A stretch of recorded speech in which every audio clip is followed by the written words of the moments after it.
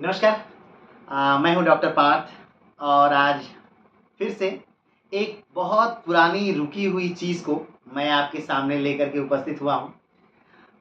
कौन सी चीज़ रुकी हुई थी? तो बहुत दिनों से मैं किताबें तो पढ़ रहा था, लेकिन आपके सामने माध्यम नहीं मिल पा रहा था कि किस प्रकार से मैं लेकर के आऊँ।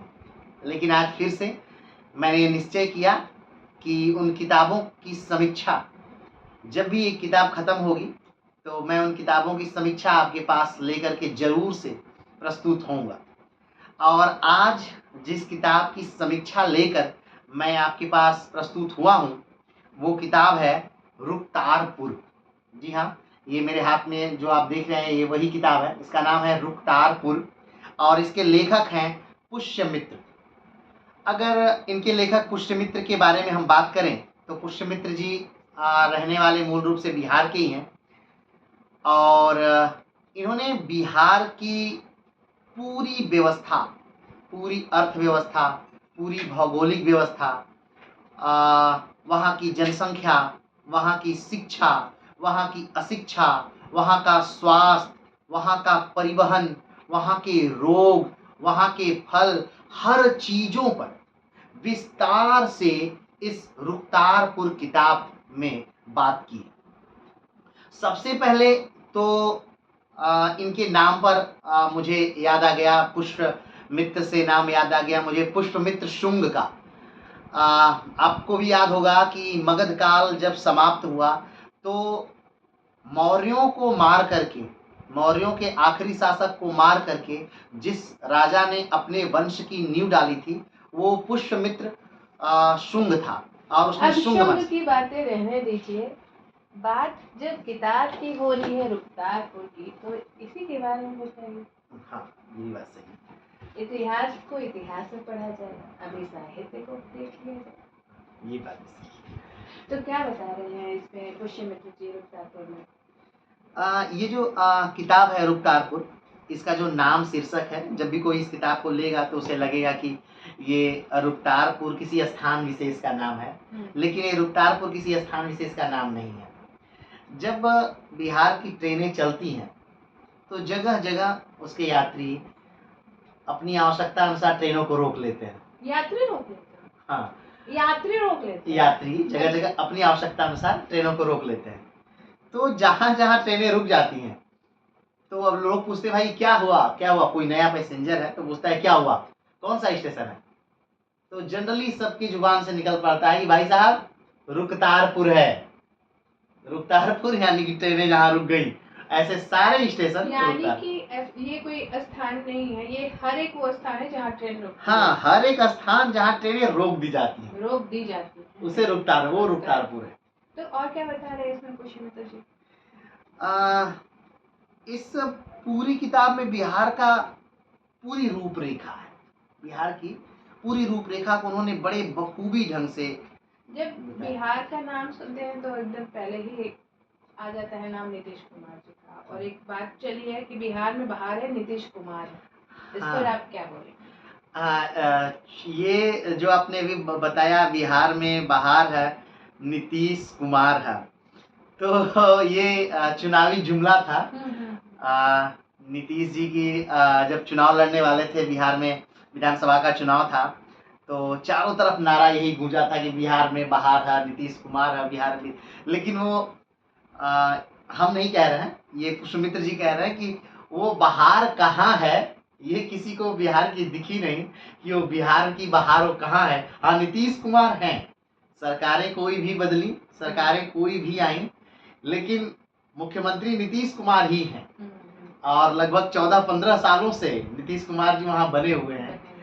तो लेकिन बाहर नहीं है बाहर बिहार से गायब है, लेकिन नीतीश कुमार है।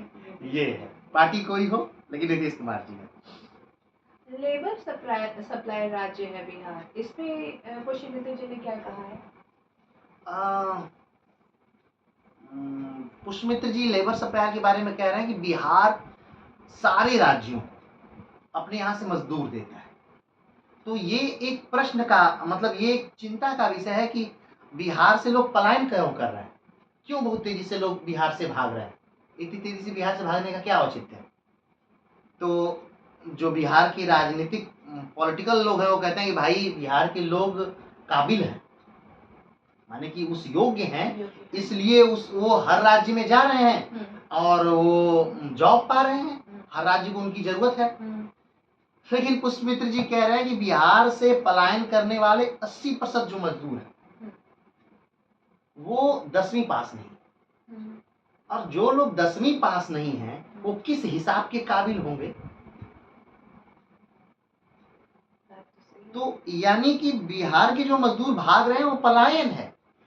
एक बड़ी अच्छी बात इसमें वो कहते हैं, कह रहे हैं कि बिहार, पूरा बिहार राज्य वहां के निवासियों के लिए सिर्फ एक रुकतारपुर स्टेशन है,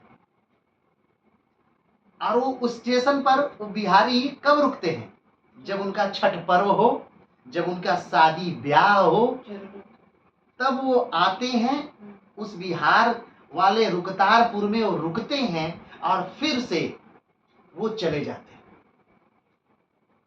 तो पूरा पलायन है बिहार से, मतलब आप गांव में बिहार के चले जाएंगे तो लगभग यूथ है ही। तो क्या राजस्व प्राप्ति नहीं होती बाहर जो लोग काम करते हैं? पुष्पमित्र जी क्या कहते हैं अगर पैसे के बारे में बात करें, जो लोग बाहर जाते हैं? राजस्व की प्राप्ति होती है, लेकिन अगर हम तुलना करें, जैसे कि ग्रेड बांट दिया गया है, एक मान लीजिए 2 बालक हैं, आईआईटी के स्टूडेंट हैं, एक आईआईटी दिल्ली का स्टूडेंट है, ठीक, उसे साल का 61 लाख रुपया का ऑफर मिल जाएगा, ठीक है। लेकिन अगर एक आईआईटी रायपुर का स्टूडेंट है तो उसे 10 लाख मिलने के का बहुत बड़ी बात है। पुष्पमित्र जी कह रहे हैं। हाँ, यानी कि आईआईटी के दोनों बालक हैं, लेकिन दिल्ली आईआईटी का अलग महत्व है और रायपुर आईआईटी का अलग महत्व है, खड़गपुर आईआईटी का अलग, मानी हर आईआईटी क्षेत्रों के हिसाब से पैकेज का की डील है। और जहां तक बात रही मजदूरों की, कि तो मजदूर एक औसत मजदूर से, जैसे एक कर्नाटक का मजदूर जब वो बेंगलोर में लेबर वर्क करता है तो पूरे साल का मान लीजिए 40 लाख रुपया कमा रहा है, ठीक। लेकिन एक बिहार का मजदूर जब वो कर्नाटक में कार्य कर रहा है तो 6 लाख रुपया कमा रहा है। तो दोनों मजदूरों में अंतर है, वो जिम्मेदारियां रखा हुआ है, लेकिन अब क्या कहा जाए।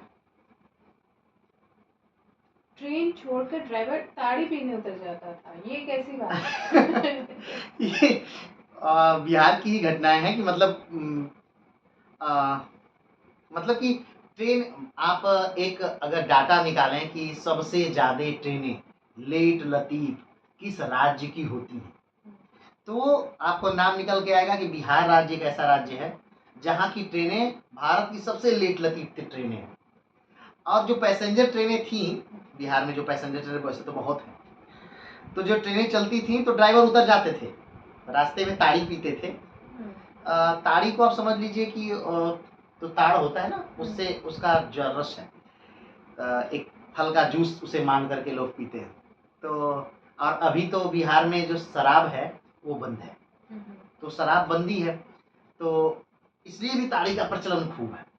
तो पहले ड्राइवर उतर जाया करता था, आराम से ताड़ी उड़ी पीता था, फिर ट्रेन पे चढ़ता था, फिर चलता था। और ये नॉर्मल बहुत फेमस घटना है बिहार में, ये जो ताड़ी पीने वाली है ड्राइवर को बहुत फेमस घटना है। ट्रेन पटना से दीघा घाट और वापस लौट कर आने में कितना टाइम ले लेती थी? ये देखिए बड़ा इंटरेस्टिंग किस्सा है ये। पटना घाट रेलवे स्टेशन है, पटना घाट, हाँ, और वहाँ से दीघा घाट तक एक ट्रेन चलती थी। लालू जी जब रेल मंत्री हुए थे तो उन्होंने अपने रेल मंत्री के कार्यकाल में ये ट्रेन चलाई थी। सुबह के जो व्यापारी होते हैं उनको जाने आने के लिए ट्रेनें चला दी गई, ठीक। और आज की डेट में अगर देखा जाए तो इस ट्रेन में एक भी सवारी आपको नहीं मिलेगी। ये ट्रेन अभी भी चल रही है? नहीं, ये ट्रेन पटना हाई कोर्ट के ने जब इसमें हस्तक्षेप किया तब ये बंद कर दी गई। कारण ये था कि ये ट्रेन सुबह चलती थी और दोपहर तक पहुंचाती थी। और दूरी कितनी थी? दूरी 20 किलोमीटर की, 6-7 घंटे। मतलब आप हाल नहीं मतलब हाल किस प्रकार समझिए कि आप ड्राइवर साहब आए हैं और पटरियों पर दुकानें लगी हुई हैं, सब्जियां बेची जा रही हैं पटरियों पर। हाँ, पटरियों पर, और ड्राइवर साहब हॉर्न दे रहे हैं। हाँ। तो आएंगे अपना हटाएंगे, फिर जल्दी सब्जियां हटी, ड्राइवर साहब आगे बढ़े, तो अब भाई साहब पता चला कि आगे तो उनकी बोलेरो खड़ी है पटरी पर, पटरी पर बोलेरो बोलेरो खड़ी है। तब वो हॉर्न दे रहे हैं, तब अब भाई वो आए दौड़ के, अरे फलनवा तुम्हारी बोलेरो खड़ी है वहां। तब फलनवा कहाँ है, तो भाई फलनवा आया दौड़ के, अब पता चला फलनवा का बोलेरो का चाबी घर भूल के आया है।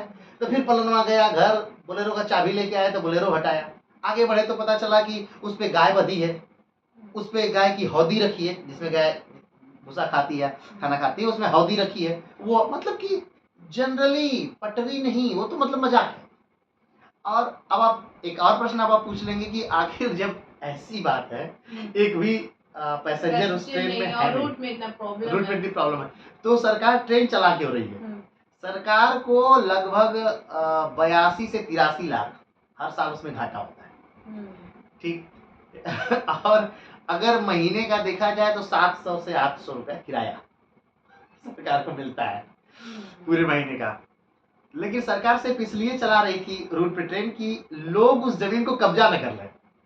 अच्छा, रूट पे ट्रेन चलेगी तो कोई कब्जा हाँ, इसलिए रूट पे ट्रेन को चलाया जा रहा था। लेकिन जब पटना हाई कोर्ट ने इसमें हस्तक्षेप किया, तब जो रेलवे ने ये जमीन स्टेट गवर्नमेंट को दे दी और फिर उस पे हाईवे बनाया।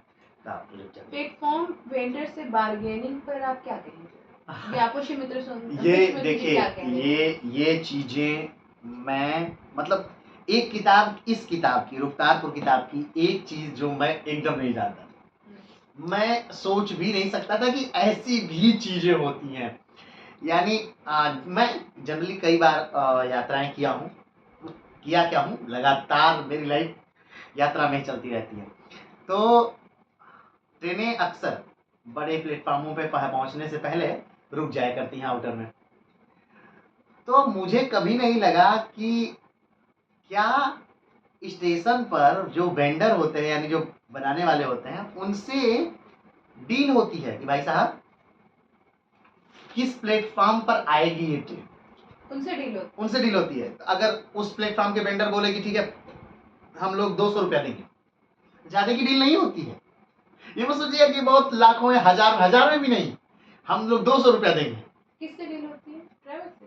नहीं, ड्राइवर से नहीं, जो सिग्नल देते हैं, अच्छा। स्टेशन मास्टर या फिर जो उनके सहायक होते हैं, उनसे डील होती है। तो कहते हैं भाई साहब कि हम 200 रुपया देंगे। उस प्लेटफार्म के लोग बोले, वेंडर बोले कि हम 200 रुपया देंगे। दूसरे वेंडर बोल देंगे नहीं हम 250 रुपया देंगे या 210 रुपया देंगे। अब प्लेटफार्म नंबर 10 के वेंडरों ने बोल दिया कि भाई साहब हम 230 रुपया देंगे। तो सोचिए अब उस ट्रेन को प्लेटफार्म नंबर 10 पर भेजा जाएगा, क्योंकि उसमें 230 रुपया का डील हो गया। अब 230 रुपया दिया जाएगा उस प्लेटफार्म पे, और इसलिए उस ट्रेन को प्लेटफार्म नंबर 10 पे भेजा जाएगा। ये मेरे लिए बड़ा रोचक था। अरे ये पहली बार था। बिहार में 65% लोग भूमिहीन हैं। हाँ, बिहार की जो सबसे बड़ी समस्या है कि वहाँ जो निचले तबके के लोग, खासतौर पे निचली जाति के, उन लोगों के पास भूमि के नाम पर कुछ नहीं। बिहार में अब आपने एक बात सुनी होगी कि बिहार से गांधी जी का राजनीतिक जीवन शुरू हुआ। 1917 से राजनीतिक जीवन गांधी जी का शुरू हुआ और भूदान आंदोलन ने भी बड़ा सहयोग किया। लेकिन आज भी निचले तबकों के लोगों के पास बिहार में जमीन एकदम नहीं। कुछ लोगों के पास 500 बीघा, 600 बीघा आज के डेट में। लेकिन जो निचले तबके के लोग हैं उनके पास जमीनें हैं ही नहीं, उनके पास अपना कुछ करने के लिए नहीं। और जब नहीं है तो स्वाभाविक बात है पलायन करते हैं। 2020 में जारी आर्थिक सर्वेक्षण की रिपोर्ट के अनुसार सिर्फ 11.9% लोगों के पास ही नियमित रोजगार था। इस विषय में पुष्यमित्र सुंग क्या कहते हैं? पुष्यमित्र सुंग कह रहे हैं कि पलायन का एक ये भी कारण है कि सरकार जो है वो रोजगार दे ही नहीं पा रही। अगर उद्योग की बात करें तो बिहार को उद्योगों का कब्रगाह कहा गया है। कब्रगाह क्यों? क्योंकि उद्योग आते हैं वहां, अगर वैसे तो गलती से आएंगे नहीं, बिहार में उद्योग कोई भी लगाएगा नहीं। लेकिन अगर आ गए, जैसे डालमिया शहर है, तो डालमिया शहर बहुत तेजी से बढ़ा, ग्रोथ किया, फला फूला, लेकिन शहर ढह गया, शहर एकदम बर्बाद हो गया। क्यों? राजनीति की भेंट चढ़। ये पुष्यमित्र जी हाँ, कह रहे ये हैं। पुष्यमित्र जी कहते हैं कि ये राजनीति की भेंट चढ़ गया, शहर पूरा राजनीति की भेंट चढ़ गया। तो यही जब सरकार, अब बताइए, अब पूरे स्टेट में मात्र 1.5 लाख से 1 से 1.5 लाख लोग हैं जिनको सरकार रोजगार दे पाए, यानी प्राइवेट सेक्टर की बात करें।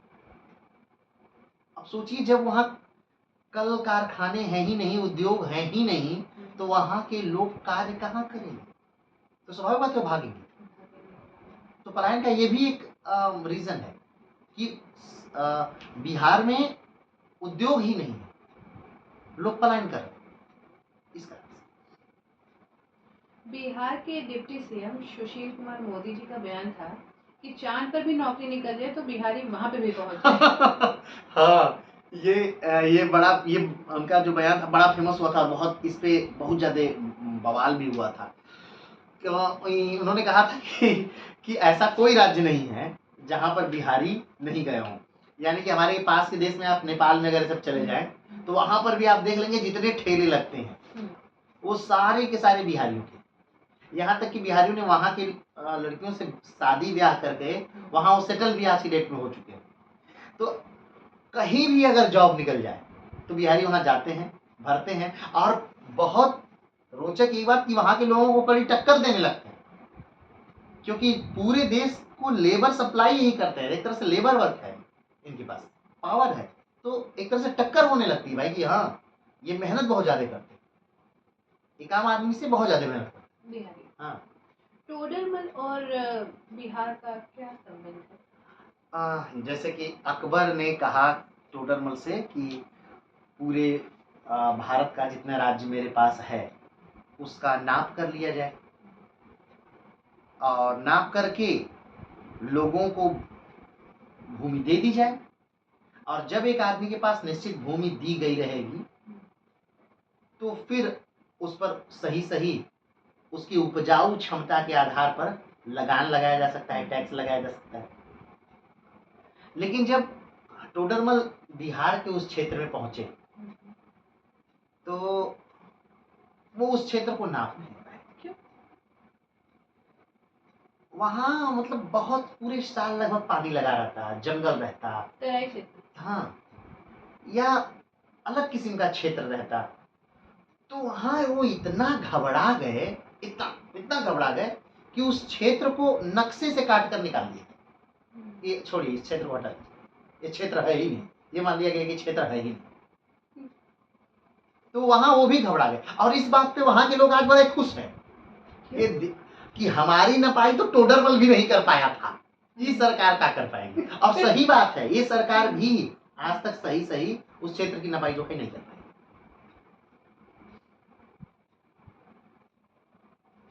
तालाबों को भरकर जमीन का विस्तार कर लेते हैं वहाँ के लोग। हाँ, बिहार में तालाबों का बहुत बड़ा अपना अलग अस्तित्व था, बहुत ज्यादा तालाब हुआ करते थे। लेकिन इस समस्या को मैं सिर्फ बिहार की समस्या नहीं मानता, इस समस्या पे मैं अगर रहते पुष्पमित्र जी तो मैं उन्हें टोकता कि ये समस्या सिर्फ बिहार की समस्या नहीं है, ये बाकी बहुत सारे राज्यों की भी समस्या है। क्योंकि अगर किसी घर के पास अगर तालाब है तो अपने घर का कचरा, आसपास के घरों का कचरा उसमें फेंकना, और फिर धीरे धीरे धीरे धीरे उस भूमि को पाटते जाना, पाटते जाना, पाटते जाना, और पूरे किसी दिन धीरे धीरे पूरे तालाब अपनी जमीन बना देना हथियार। और इसमें सरकार का ये तो अलग विषय कि तालाब को ये हड़प रहे हैं, लेकिन दूसरी बात कि सरकार का इस विषय पर कुछ बोलना ही नहीं, एकदम मौन है, ये अलग खटक। अब तालाब की बात हुई तो पानी के बारे में बता दीजिए, बिहार में पानी की क्या स्थिति है? बहुत बुरी समस्या है। अब जैसे कि बिहार के अगर मैप को हम मतलब बिहार को अगर एक देखा जाए तो बिहार के एकदम मध्य पुष्यमित्र से, जी हाँ जो कह रहे हैं। हाँ, बिहार के एकदम मध्य से गंगा गुजरती है। बिहार को 2 भागों में बांट देती है गंगा, एक उत्तरी बिहार, एक दक्षिणी बिहार। अब आप सोचेंगे जैसे कि जनरल आदमी को लगेगा कि बिहार उत्तरी बिहार दक्षिण बिहार है। बिहार तो बिहार, उत्तरी बिहार दक्षिण बिहार से क्या मतलब? नहीं, बड़ा मतलब है। उत्तरी बिहार यानी बाढ़ का क्षेत्र, यानी उत्तरी बिहार में आप सोच लीजिए कि हर साल बाढ़ आनी ही आनी है और कम से कम लाख लोग प्रभावित होने ही होने हैं। और दक्षिणी बिहार यानी सूखा का क्षेत्र, हर साल सूखा पड़ना ही पड़ना है और पूरे दक्षिणी बिहार का जो पानी है वो पीने लायक दूषित है, यानी जल प्रबंधन की कमी है। हाँ, बहुत बुरी स्थिति। और सरकारों ने लगाया, जैसे कि सरकारों ने बड़े बड़े पानी टंकियां लगा दी, लेकिन पता चला कि जमीन में जब पानी में प्रॉब्लम है और सरकार की जो लगाई हुई टंकियां हैं कुछ दिन में वो खराब हो जाती हैं, और या फिर तो सरकार की लगाई हुई जो टंकियां हैं वो किसी बाबू साहब के घर के पास है। तो अब बाबू साहब चाहते हैं कि जो नीच जाति का है वो बाबू साहब के आके घर के पास पानी भरे और बाबू साहब उसे खूब खरी खोटी सुनवा सके और उसके बहाने अपना काम करवा सके। ये पुष्यमित्र जी कह रहे हैं। हाँ, पुष्यमित्र जी। तो इस चीज के चलते वो यहाँ आता नहीं पानी भरने।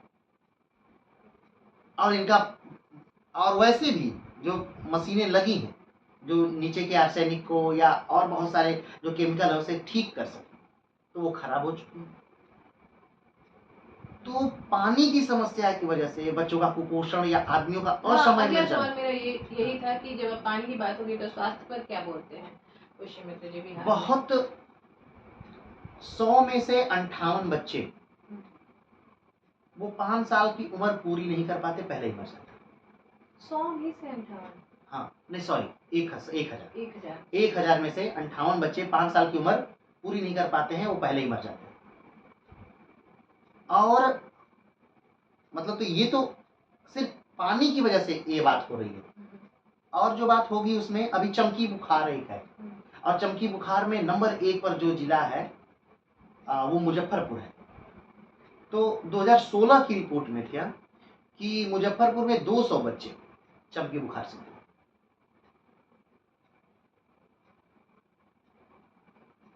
मतलब दो चीजें बिहार में अनिवार्य हैं, सरकारें जानती हैं कि वो चीजें होंगी। एक, बिहार का बाढ़ हर साल वो आएगी, सरकारें जानती हैं। लोग उससे प्रभावित होंगे, सरकारें जानती हैं, लेकिन सरकारों को एकदम कोई मतलब नहीं है कि उसकी सुध ले। ये पुष्यमित्र जी। हाँ, और दूसरा कि चमकी बुखार हर साल सरकार जानती है बिहार में आएगा, बहुत बड़े स्तर पे आएगा, बच्चे बहुत तेजी से मरेंगे, लेकिन फिर भी नहीं है सरकार को कि सरकार सुध ले। जब दो चीजें फिक्स हैं तब भी आप कुछ नहीं कर जब समस्या आपके सामने है, हाँ, स्थिर समस्या है तो हाँ, स्थिर उपाय निकालना हाँ। चाहिए। अगली बात ये करना चाहेंगे हम कि ये जब बच्चों की बात हुई है तो महिलाओं के बारे में भी क्या कहते हैं पुष्यमित्र जी रोहतापुर? पुष्यमित्र जी कहते हैं महिलाओं के बारे में कि बहुत कम ऐसी महिलाएं हैं, बहुत कम ऐसी महिलाएं हैं जो कि प्रेगनेंसी के दौरान आयरन की गोलियां लेती हैं। या हम कहते हैं 100 में से 78 महिलाएं आयरन की गोलियां नहीं लेती। तो इसका कारण क्या बताते हैं? उन्हें कोई हाँ नॉलेज ही नहीं। मतलब जनरली ये बात जानिए कि बिहार की कुछ जिलों को छोड़ दिया जाए तो, जैसे बिहार में कुछ जिले ही हैं जो कि अग्रणी हैं, बाकी सारे जिले बहुत पिछड़े हैं। तो बिहार में 8वीं के बाद लड़कियां स्कूल नहीं जाती। हम सिर्फ लड़कियों की बात नहीं कर रहे हैं, लड़के भी स्कूल नहीं जाते, वो घर पे बैठे रहते हैं। नाम या फिर कमाने चले जाते हैं। हाँ, कमाने चले जाते हैं, घर पे बैठे रहते हैं। नाम अगर कहीं चल रहा है किसी विद्यालय में या यूनिवर्सिटी में भी तो नाम चलता रहता है। अब आप बस इतना सोचिए कि अभी 2024 है ना, लेकिन मिथिला यूनिवर्सिटी में 2022 का भी रिजल्ट नहीं आया अभी।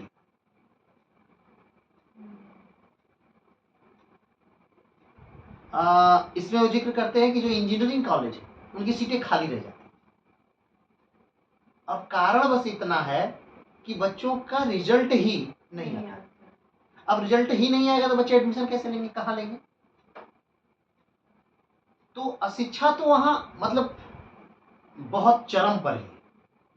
मतलब भारत का जो औसत है उससे कम वहाँ शिक्षा है। और महिलाओं के विषय में क्या कहते हैं कृषि मंत्री जी? कुछ महिलाओं को बड़ा अच्छा भी कहते हैं, जैसे कुछ महिलाओं की वो तारीफ करते हुए, जैसे कि जो एसिड की शिकार हुई है महिलाएं, तो उनकी तारीफ भी करते हैं। कुछ महिलाएं एसिड के लिए बड़ा लड़ी, कोर्ट में जाकर लड़ी, और उन्होंने अधिकार भी दिलवाया, उन्हें दिव्यांगों की श्रेणी में रखवाया। लेकिन अगर महिलाएं पढ़ने लगेंगी, समाज में बात करने लगेंगी, तो ये लोगों को प्रॉब्लम, या उनके किसी अनचाहा प्रेमी उनसे उनको उनके प्रेम पत्र भेजा और महिलाओं ने मना कर दिया, तब भी उन्हें खतरा है, उन्हें तेजाब से फेंक सकते हैं, तेजाब से मार सकते हैं। और तेजाब मारी हुई महिला ही दोषी है। जिस महिला को तेजाब से मारा गया है वही दोषी है, वो पुरुष दोषी नहीं है। वो अपने घर धूमधाम से शादी कर रहा है, लेकिन ये महिला क्या है, दोषी हो गई। अब पूरे जीवन इसकी शादी नहीं, इसका कोई फ्रेंड सर्किल नहीं, इसका कोई अपना समाज नहीं, 10 लोग इसको अलग अलग तरह की गालियां देंगे, वो अलग विषय।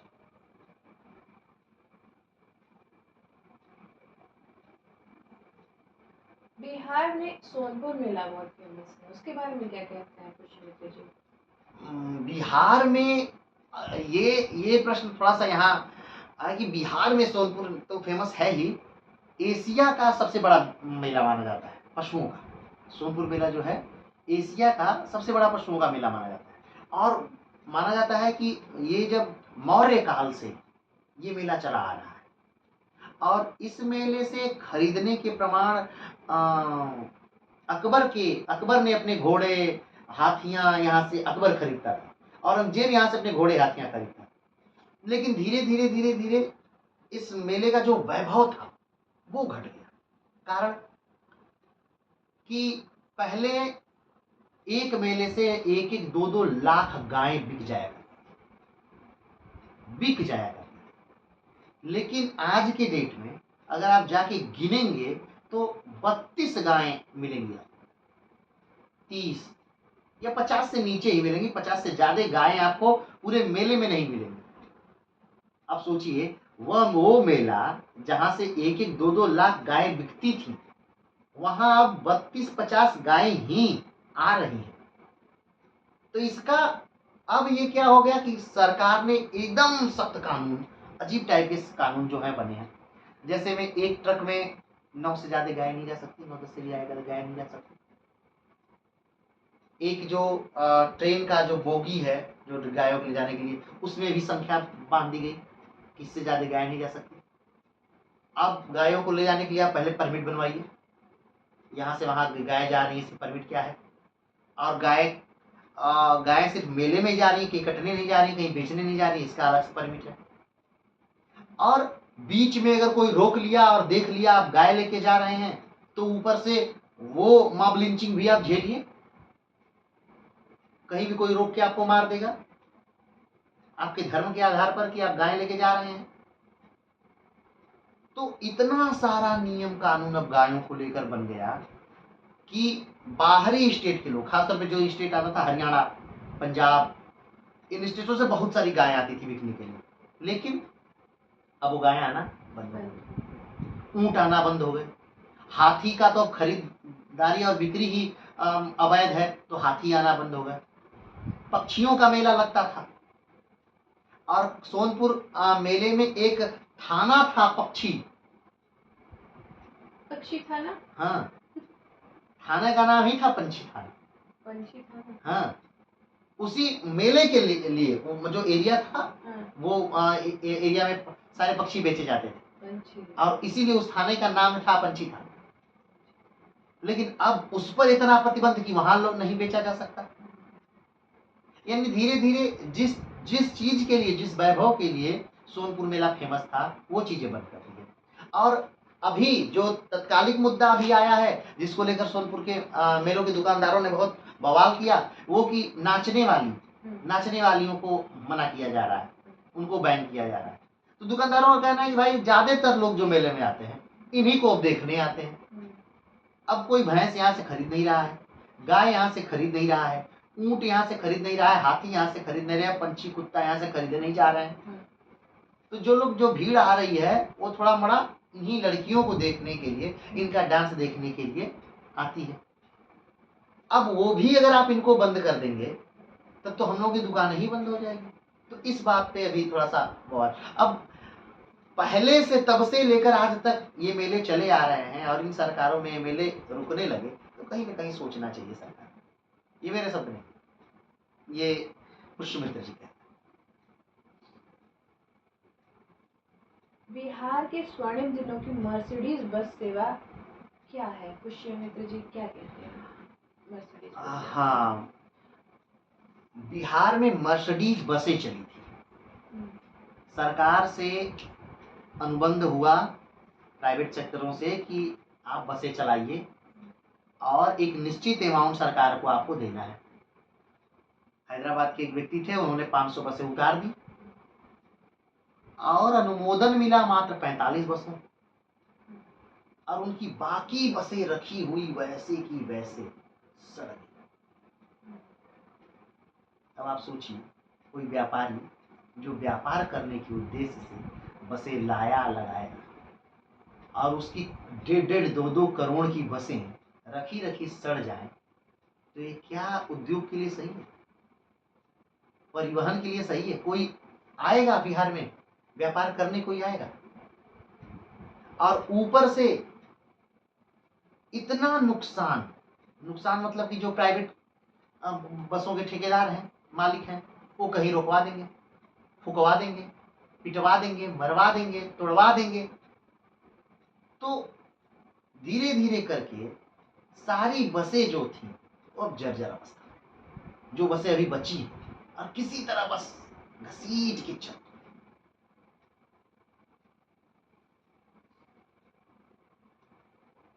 सहरसा जिले के बटन के बारे में क्या कह रहे हैं पुष्यमित्र जी? हाँ, सहरसा जिले के बटन के बारे में, चूंकि सहरसा जिला का एक गांव है, मेहसी। हाँ मेहासी, उसका बटन पूरे भारत भर में बहुत फेमस है। कारण था कि वहाँ एक मेहासी से एक नदी निकलती थी, सहरसा जिले के मेहासी से नदी निकलती थी और उसी नदी से सीप मिलते थे और लोग उस सीप को घिस करके उसी से बटन तैयार करते थे और वो बटन पूरे भारत भर में बेचा जाता था। और वहाँ का बटन धीरे धीरे करके पूरे भारत भर में क्या हो गया? फेमस हो गया। आज भी जो कोटों में बटनें लगती हैं वो वही मेहासी की है, लेकिन आज भी वो मेहासी 100 साल पीछे। सरकार ने कहा वहां कोई ध्यान नहीं, सरकार ने वहां कोई आधुनिक मशीनें नहीं लगाई, सरकार ने उसे एकदम विद्युतीकरण उसका वहां का नहीं किया। तो इसकी वजह से चीन का जो मार्केट है वो इतना हावी हो गया कि वहां के लोग अब मरने की अवस्था में, क्योंकि चीन एक सीप से जो है वो 5-5, 6-6, 8-8 बटने बनाता है और वहां के लोग एक सीप से मात्र एक बटन बनाते हैं।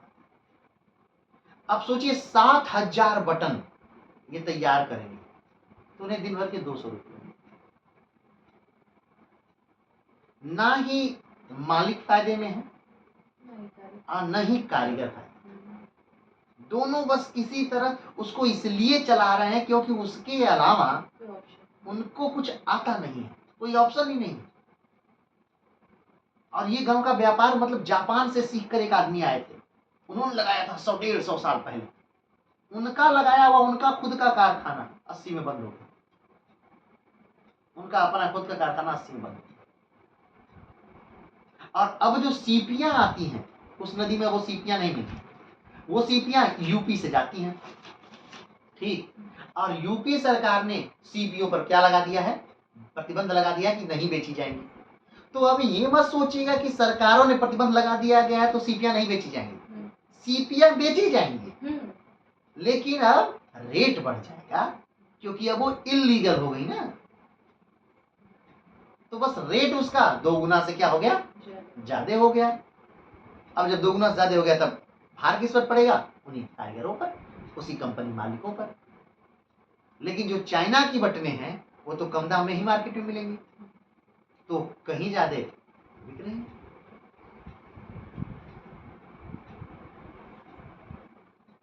बिहार में बेरोजगारी का क्या हाल है? बिहार में, पुष्यमित्र जी के। हाँ, बिहार में बेरोजगारी पर पुष्यमित्र जी कहते हैं कि कोई भी सरकार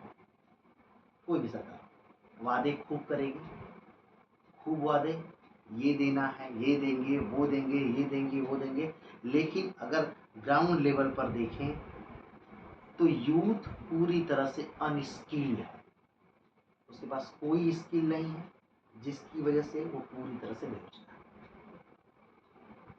11 से 12% लोग ही जो हैं वो रोजगार हैं। आप सोच लीजिए कि ऐसा राज्य जहाँ 12% 11% लोग स्किल रोजगार में है, तो पूरा स्टेट क्या कर रहा है, पूरा राज्य क्या कर रहा है, उनके ऊपर भार है। हाँ।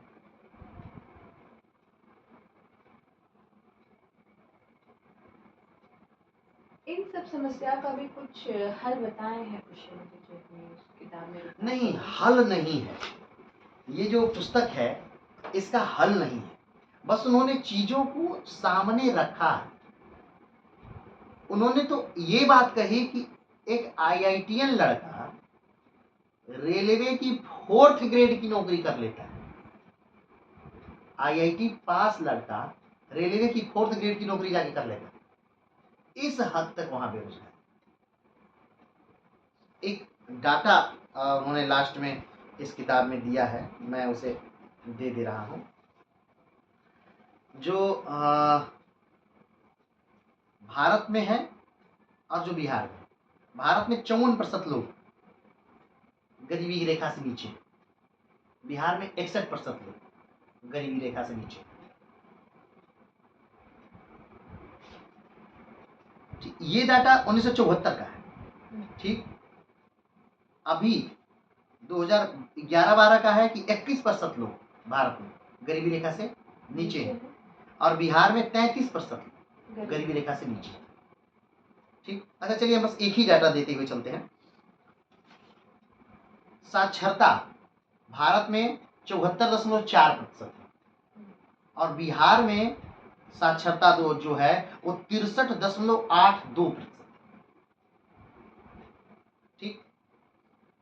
मृत्यु दर बता रहे हैं प्रति 1000 पे, मान लीजिए शिशु मृत्यु दर भारत में 38 बच्चे मर जाते हैं, 1000 जब बच्चे जन्म लेते हैं तो 38 बच्चे जन्म लेते समय मर जाते हैं, और बिहार में 39 बच्चे जन्म लेते समय मर जाते हैं। कुपोषण पूरे भारत में 1000 में से 36 बच्चे ऐसे हैं जो कुपोषित हैं, अब बिहार में 48 बच्चे ऐसे हैं जो कुपोषित, ठीक। रोजगार के आंकड़े देख लीजिए,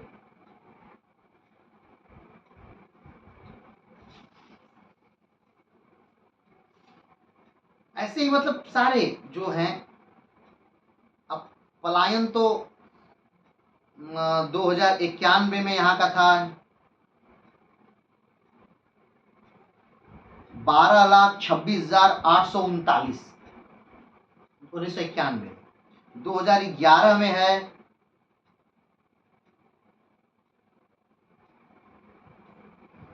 79,050 लाख।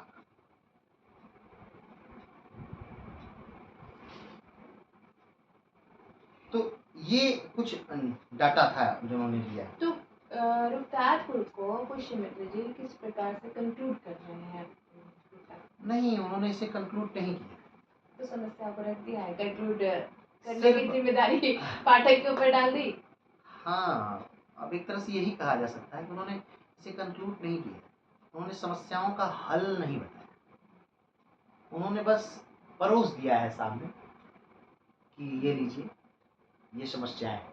तो आप रुकतारपुर के बारे में क्या कहना चाहते हैं पढ़ने के बाद, ये रुकतारपुर पुस्तक के बाद? देखिए, इसे पढ़ने के बाद तो एक बात पता चली कि कुछ चीज़ें हैं जो बिहार में बड़ी होती हैं, जिनका वैल्यू है बिहार में, जैसे में कि बिहार में शाही लीची, जानते हैं आपकी मुजफ्फरपुर में शाही लीची के लिए फेमस है, बिहार में सबसे ज़्यादा लीची होती है।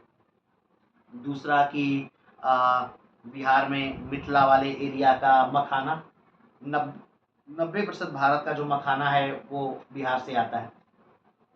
तो ज्यादा नहीं 15 से 20 साल किसी सरकार को राजनीति को साइड में रखकर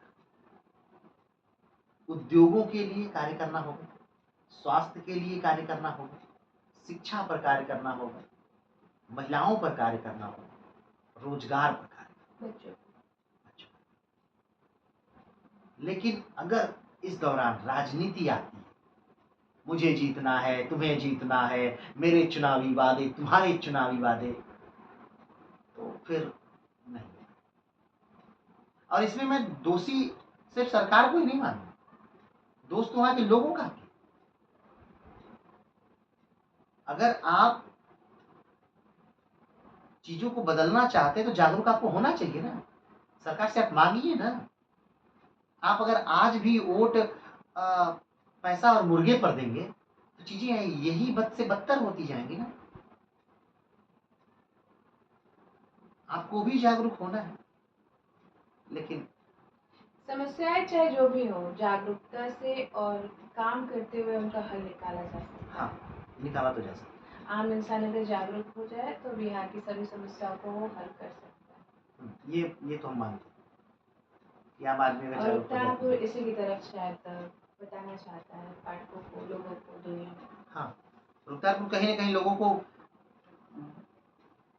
इसी तरफ ला रहा है कि हाँ ये चीजें हैं। हाँ, एक और सबसे बड़ी चीज जो मैं इस रुकतारपुर में नहीं बोल पाया कि यहाँ पर कुछ इलाके ऐसे हैं बिहार में जहाँ पर लड़कियों को लोग बेच देते हैं,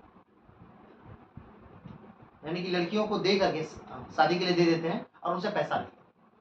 अब बाद में पता चलता है कि फिर पूरे जीवन उस लड़की से कभी ना उनकी मुलाकात होती है ना बात होती है। वो लड़कियां पश्चिमी उत्तर प्रदेश में बेच दी जाती हैं, तो हरियाणा में बेची जाती हैं, पंजाब में बेच दी जाती हैं।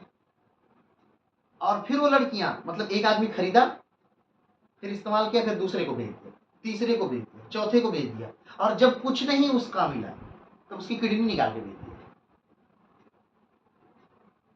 यानी ये समस्या भी है।